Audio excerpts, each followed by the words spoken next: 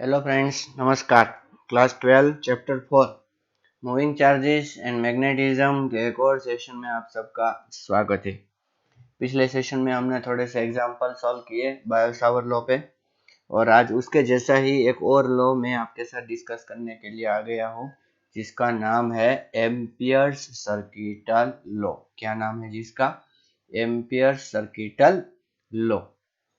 देखिए, एक वायर है, ठीक है, जिसमें से करंट फ्लो हो रहा है आई। ओके, समझ में आया? एक वायर है जिसमें से करंट फ्लो कितना हो रहा है? आई। अभी एक लूप इमेजिन कीजिए उसके अराउंड किया, मतलब कि इस लूप के अंदर कितना करंट है? आई। अभी एक छोटा सा एलिमेंट यहाँ पर लीजिए, जहाँ भी लेना हो लीजिए, जिसकी लेंथ कितनी हो? dl। ठीक है, अभी आपको क्या करना है? यहाँ पर जो मैग्नेटिक फील्ड आया, ठीक है, किसकी वजह से? इस वायर की वजह से।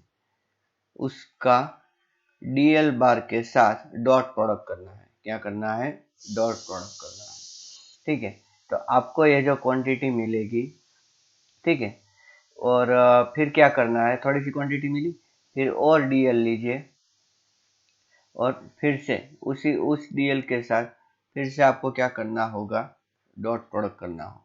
फिर और एक dl लीजिए, उसके साथ भी आपको ऐसा डॉट प्रोडक्ट करना होगा। इस सारे बी dl को ऐड कीजिए, B bar dot dl bar plus B bar dot dl bar plus B bar dot dl bar. अभी लिखना नहीं है, आप समझ रहे हो ना? मतलब कितने आएंगे ऐसे बी बार डॉट dl बार? पूरा सर्कल में हम बोल सकते हैं ना। तो अगर हम सबको ऐड करें तो उसका मतलब है कि हम उसको इंटीग्रेशन कर रहे हैं, क्योंकि यह कंटिन्यूअस है, तो इंटीग्रेशन कर रहे हैं, ठीक है ना, पूरे लूप में। तो ये जो इंटीग्रेशन करके जो हमें आंसर मिलेगा, वो आंसर यही होगा, म्यू जीरो आई। मतलब कि अंदर कितना करंट है? आई है, तो म्यू जीरो इंटू आई होगा। बस, ये जो डिस्कस किया ना, B D L integration B D L is equals to mu zero I, यही तो है। क्या यही तो है? यही तो है एम्पियर सर्किटल लॉ। ठीक है, जिसको अगर मैं बोलना चाहूँ तो इसका मतलब क्या है? ये डीएल है तो line integration, line integration of magnetic field. किसका? Line integration of magnetic field over any close loop. ये क्लोज लूप मान लीजिए, ये पूरा क्लोज लूप है, ठीक है, पूरा ऐसे जा रहा है, is equals to mu zero into current enclose by it. कितना करंट एनक्लोज हुआ है? आई। तो ठीक है, तो मैं लिख देता हूं, Ampere's law, Ampere's law states that Ampere's law states that line integration of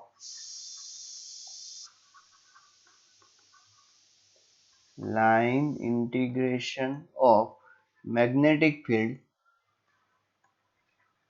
over any closed loop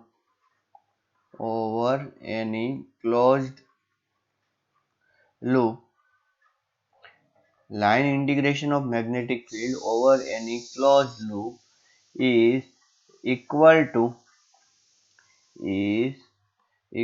to product of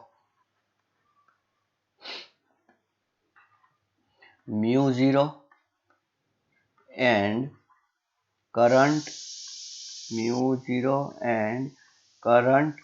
enclosed by loop, वो लूप कितना करंट एनक्लोज करता है, वही। ठीक है, अच्छी तरीके से इसको याद रखिए।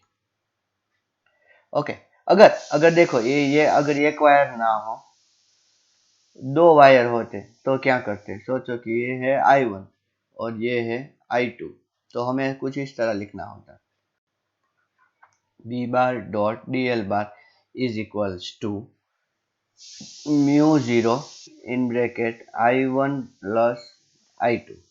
ठीक है, अच्छा, अगर अगर आप बोलोगे सर अगर ऐसा हो तो सोचो कि मैंने एक लूप ऐसा कंसीडर किया, ठीक है, उसमें से एक करंट ऐसा जा रहा है, दूसरा करंट ऐसा जा रहा है और तीसरा करंट ऐसा जा रहा है। पहला जो करंट है वो है I1, दूसरा जो करंट है वो I2। डायरेक्शन देखिए आप, मैंने अपोजिट कर दी। तीसरा जो करंट है वो है I3। तो यहाँ पर क्या करें, मतलब कि यहाँ पर अगर हमें लिखना है कि close integration b bar dot dl bar is equals to mu zero, तो इसका क्या करें, I1 plus I2 plus I3 करें? नहीं बच्चों, करंट की डायरेक्शन पे मैग्नेटिक फील्ड भी डिपेंड करता है। तो इसका मतलब क्या है कि यहाँ पर I1 plus I2 plus I3 नहीं कर सकते। या तो I1 और I3 को पॉजिटिव लेना पड़ेगा और I2 को नेगेटिव, या तो I1 और I3 को नेगेटिव लेना पड़ेगा और I2 को पॉजिटिव लेना पड़ेगा। अभी ये कैसे करें कि किसको नेगेटिव ले और किसको पॉजिटिव ले, ठीक है। तो to choose sign of current, sign of current we will use right hand rule, we will use right hand rule। अब किस तरह राइट हैंड रूल को यूज करना है देखिए।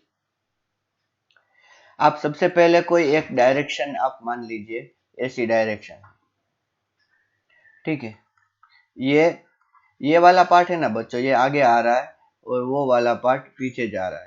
तो अपनी राइट हैंड की फिंगर को इस तरह अगर आप बंद करेंगे, तो राइट हैंड की फिंगर को मतलब कि अपनी, मतलब कि आप ऐसे फिंगर को कर्ल कर देंगे, बंद कर देंगे, तो थंब किधर आएगा, थंब ऊपर की ओर आएगा। थंब अप करते हैं ना हम जैसे, तो थंब ऊपर की ओर आया। ये हमने फिंगर्स बंद की,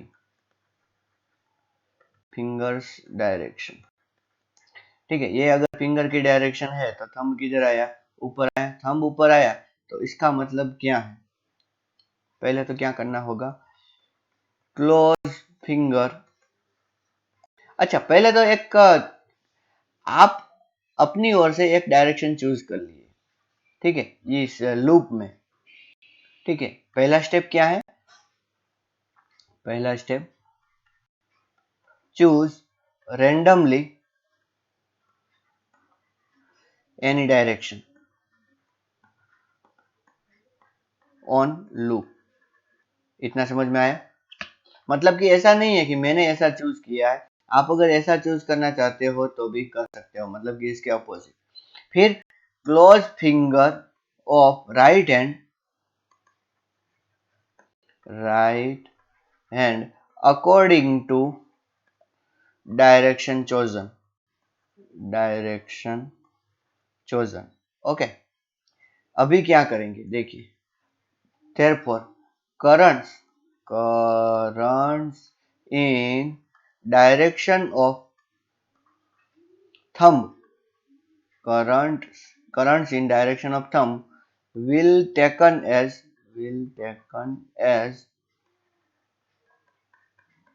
positive and vice versa। देखिए हमने ये डायरेक्शन चूज की तो थंब ऊपर जाएगा, तो हम I1 को पॉजिटिव लेंगे, I3 को पॉजिटिव लेंगे, ठीक है, और I2 को क्या लेंगे, नेगेटिव।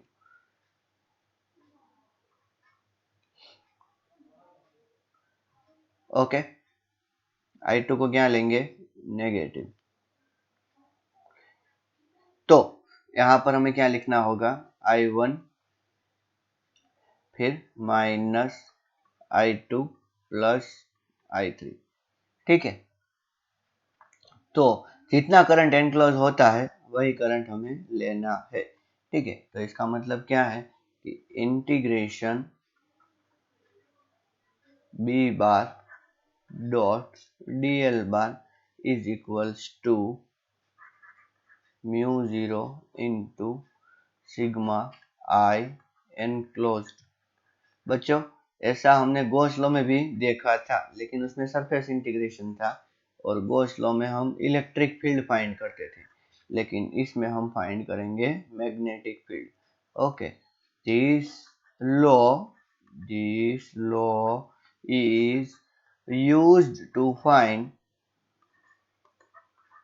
Magnetic field. किसके लिए ये लॉ यूज होता है? This law is used to find magnetic field. ठीक है, देखिए अगर इसका अच्छा सा एक एप्लीकेशन के बारे में हम आज डिस्कस करें तो वो एप्लीकेशन है मैग्नेटिक फील्ड। आप हेडिंग डाल दीजिए magnetic field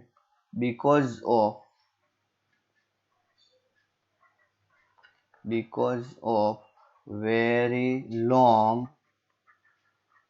conducting wire, very long current carrying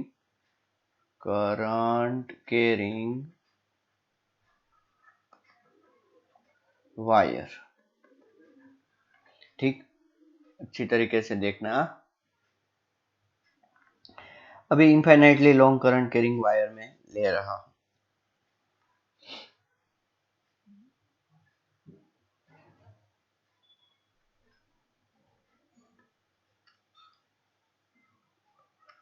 जिसमें से करंट इस तरह जा रहा है, सॉरी ये नहीं, आई। कितना करंट जा रहा है? आई। ठीक है, and we are interested to find magnetic field at distance r from its center।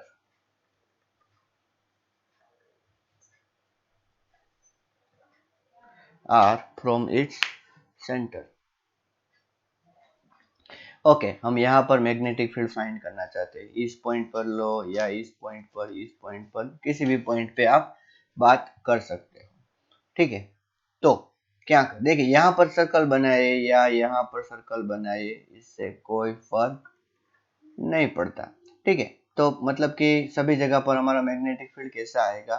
Same. तो सबसे पहला आपका पॉइंट क्या होना चाहिए? Consider very long wire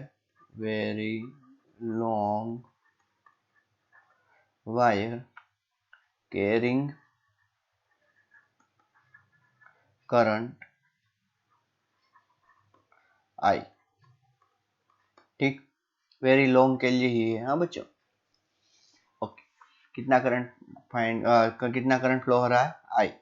okay, we want to find magnetic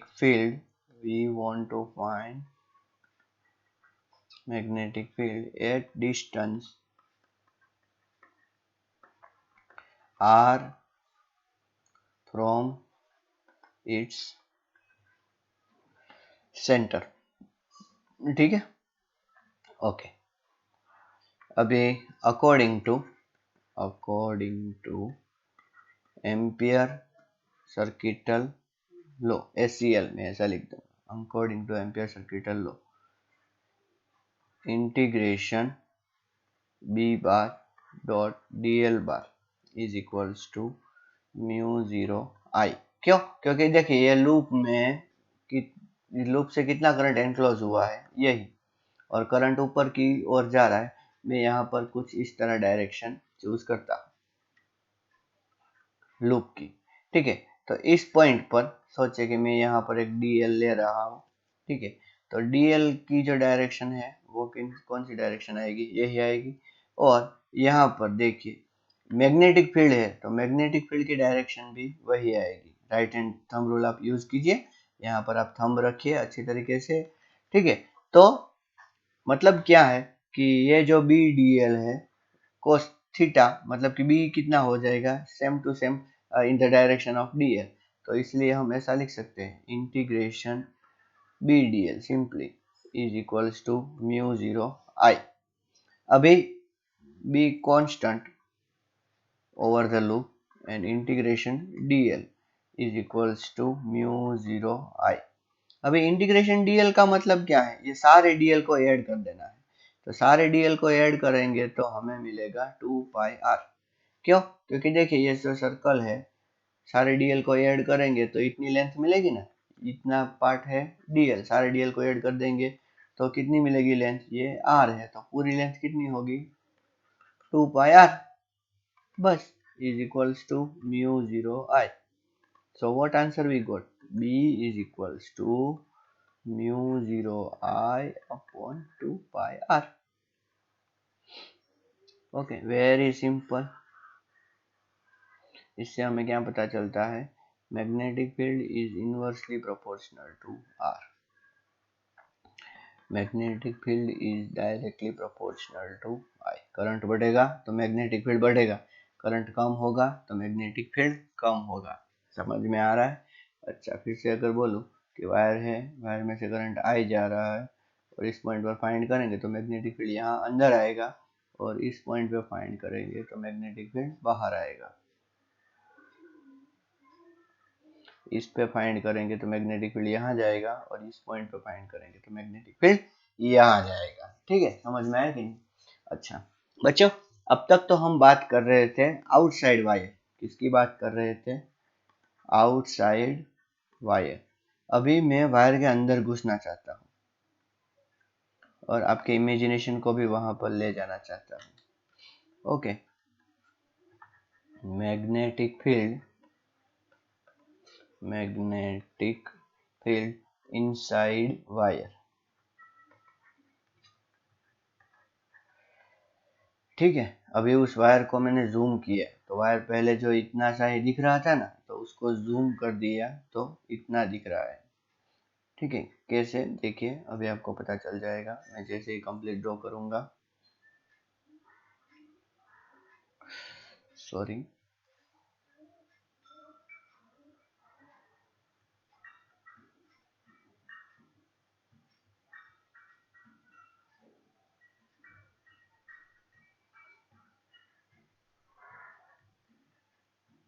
ठीक है, यहाँ से इनफाइनाइट की ओर जा रहा है और यहाँ से भी इनफाइनाइट, और इस पूरे में कितना करंट फ्लो हो रहा है? इतना I, इस डायरेक्शन में।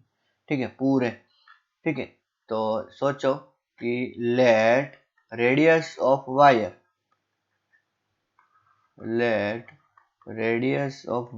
Is equals to a। Wire की रेडियस कितनी है? a। ठीक है, समझ में आया? Okay, we want to find magnetic field at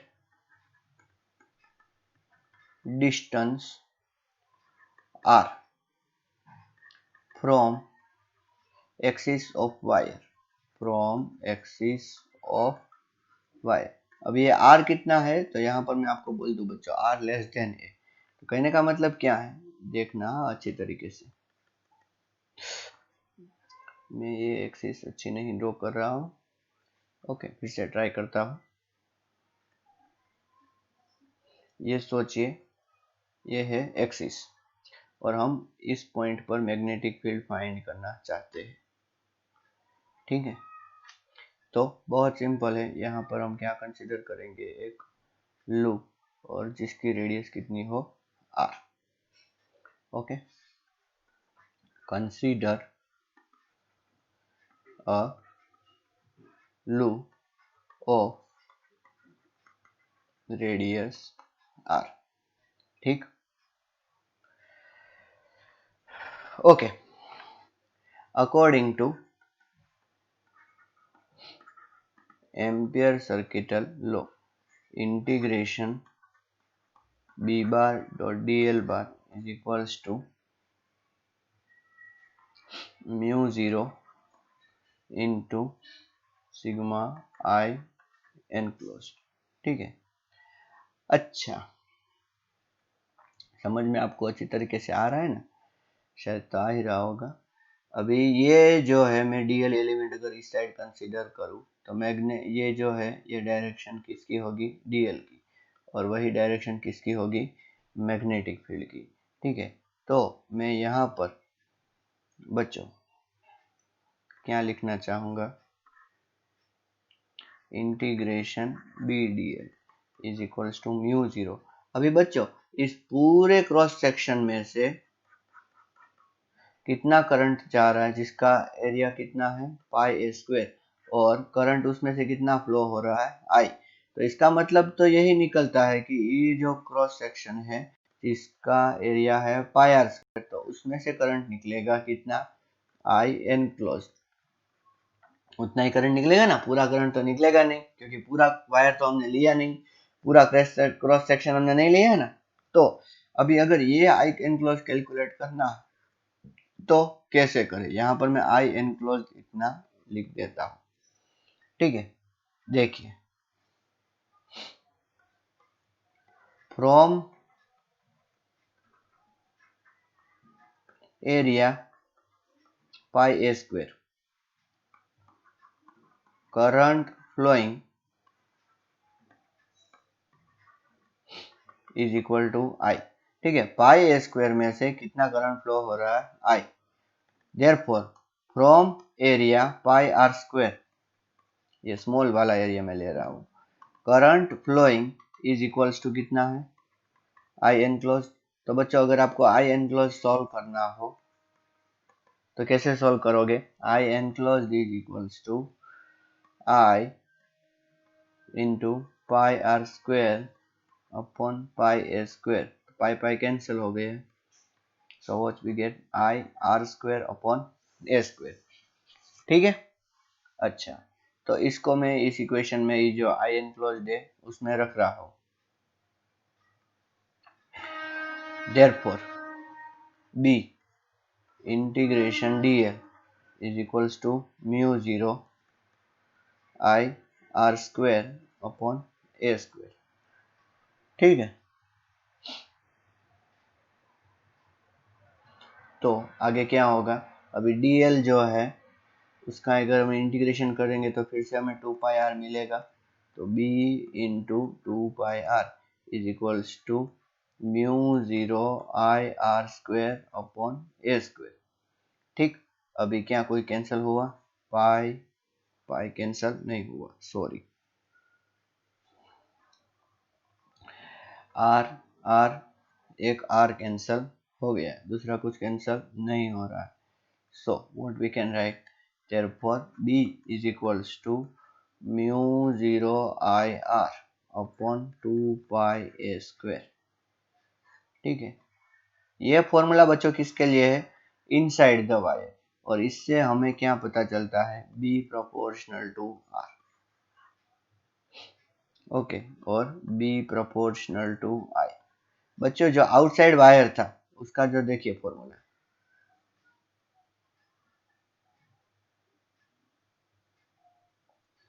mu 0 I upon 2 pi R, ये आउटसाइड वायर, उसमें b proportional to 1 upon r था, क्योंकि हम जैसे जैसे एक्सिस से बाहर जाते हैं, एक्सिस से दूर जाते हैं, ठीक है, वैसे वैसे मैग्नेटिक फील्ड कम होता जा रहा है। लेकिन यहाँ पर ऐसा क्यों कि बी प्रोपोर्शनल टू आर, क्योंकि देखिए ये जो वायर है,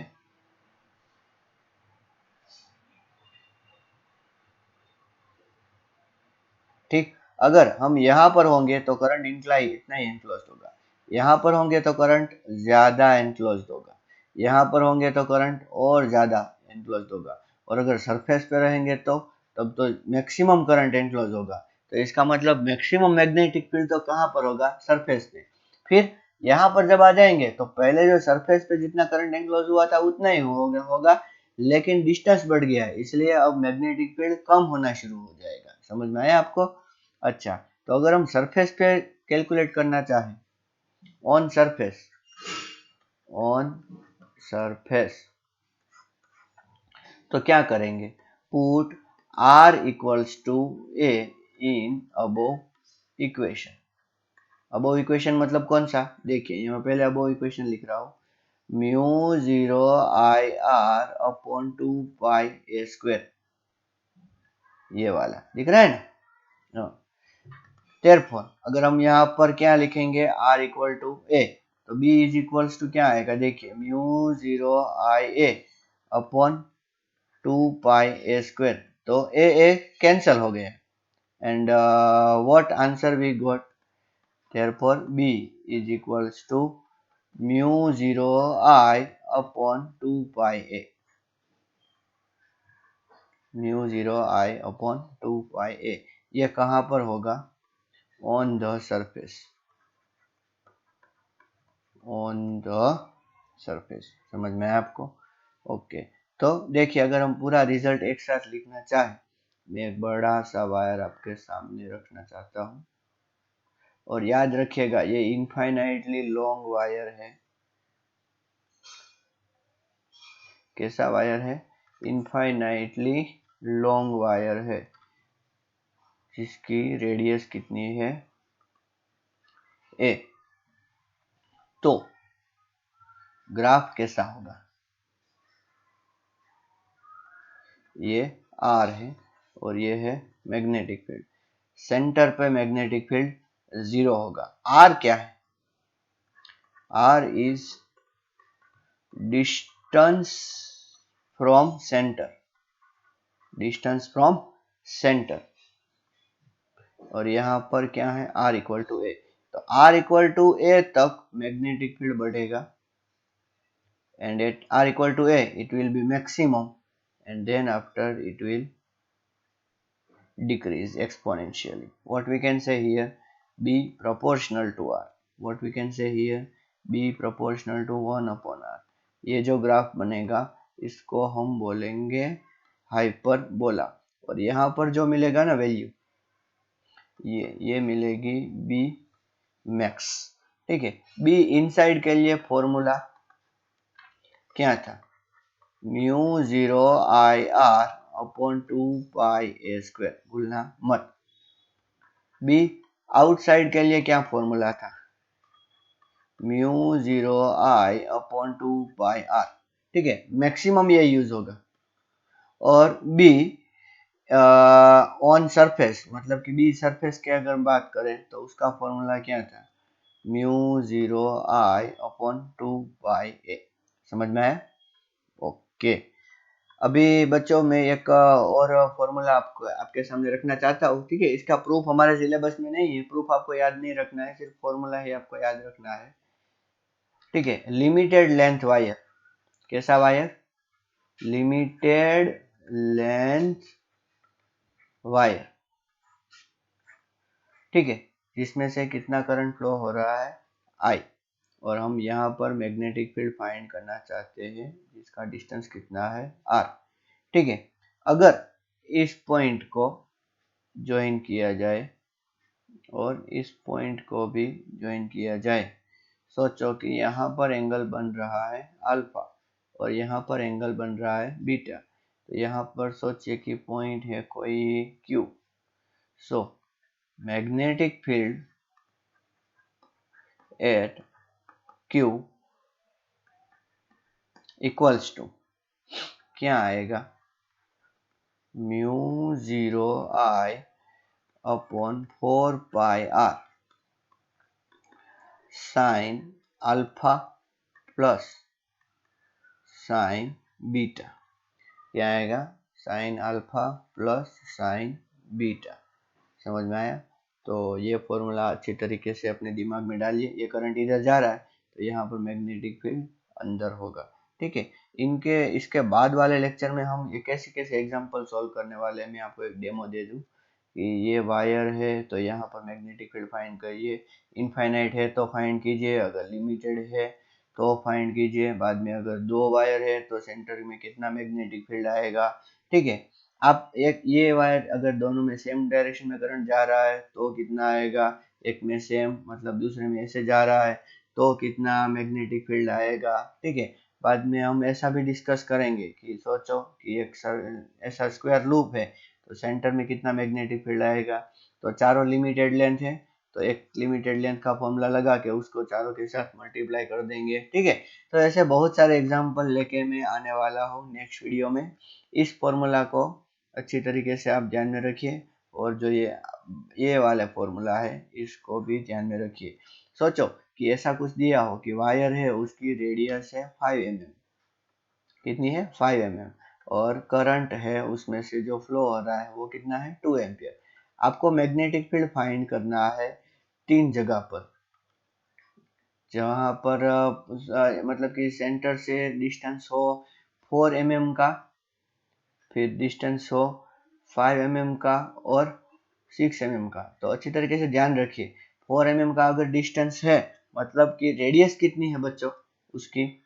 5 mm, इसको मैं ए लिख देता हूँ ए, ठीक है। तो 4 mm है, देखिए ये इतना 5 mm, तो 4 mm तो अंदर आएगा, तो ये 4 mm वाले के लिए फॉर्मूला कौन सा होगा, इनसाइड। 5 mm वाले के लिए फॉर्मूला कौन सा होगा, सरफेस। और 6 mm वाले के लिए फॉर्मूला कौन सा होगा, आउटसाइड। तो कहने का मतलब क्या है कि एग्जाम्पल पढ़ के आपको अच्छी तरीके से अप्लाई करना है फॉर्मूला, ठीक है। अगर आपने इसको समझ लिया है तो अपनी ओर से भी आप आज ही एग्जाम्पल ट्राई करना शुरू कर सकते हो, ठीक है। तो आज के लिए इतना ही, and in the next session we are going to discuss example. Okay, thank you and नमस्कार।